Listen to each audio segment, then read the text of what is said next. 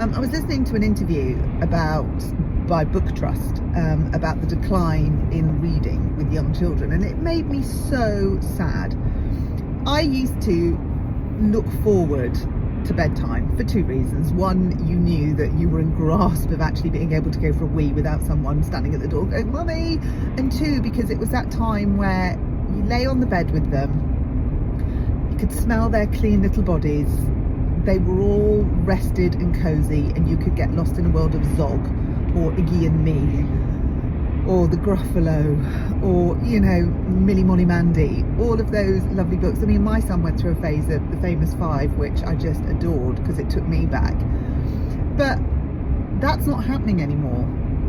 And, there's the obvious political spin on this.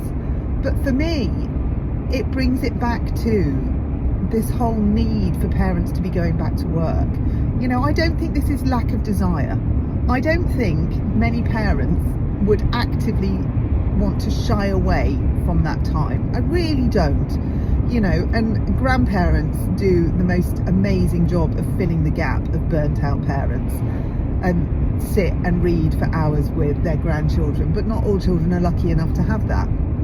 And for me, it goes back to this whole erosion of family.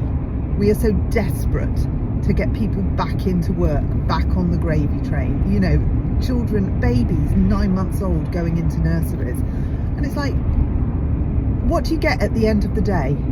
When you've woken up, you know what it's like getting out of the house with a young one. You've woken up, you've been like the Tasmanian devil trying to sort out nappies and bottles and changes of clothes and all the bits that you have to, nurseries and schools send home 68 billion letters of all the things that you need to be doing for the next week.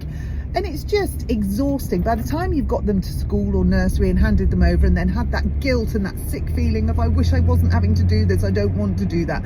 And they're crying because they don't want to go, and you're putting your brave face on and telling them it's all going to be okay when all you want to do is cry. It's just, you get to work this sort of NutriBullet of emotions, which makes functioning at work very difficult, regardless of how, able you are at the job. When you've got that level of emotion going on in your mind, it's really difficult to focus. And then you're scurrying through your job, you're thinking, we haven't got any food in the fridge, I haven't cleaned, we've got no clothes for tomorrow, I need to do a packed lunch for this one. And you leave work, you're trying to fit 68 trillion things into your working day, then you go and get your children, and you daren't be late getting your children, and you pick them up and you're absolutely shattered, and you're probably still doing a bit of work on the phone while they're telling you all about their day. And then it's, let's bash some fish fingers out and let's make potatoes look different than they were yesterday, and shouting at your other half because they didn't do the shop, and why is it always you? And by the time they're going to bed, for a lot of parents today, all they can think of is, I want to go to bed as well.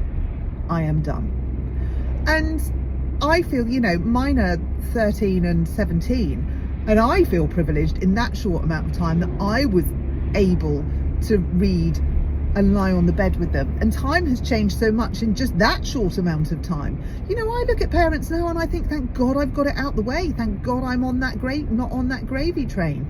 It's heartbreaking, and it's not because parents don't want to do it. Far from it. Parents are crying out left, right and centre, please let us parent. But they can't, because they've got to earn the money, because the cost of existence is so much that there is nothing left in the pot at the end of the day. So they've just got to keep going and going and going and going. And what is it that suffers? It's the family, it's the children. It's no wonder they're not having a book. And I just would love the government to pause and this is where they have got an opportunity to do something amazing. This is where they have got an opportunity to really change the course of society and allow those who want to be at home with their children the ability to do so. Instead of 30 hours of funded childcare, why don't we spin that on our head? Why don't we look at 30 hours of family care? Why don't we look at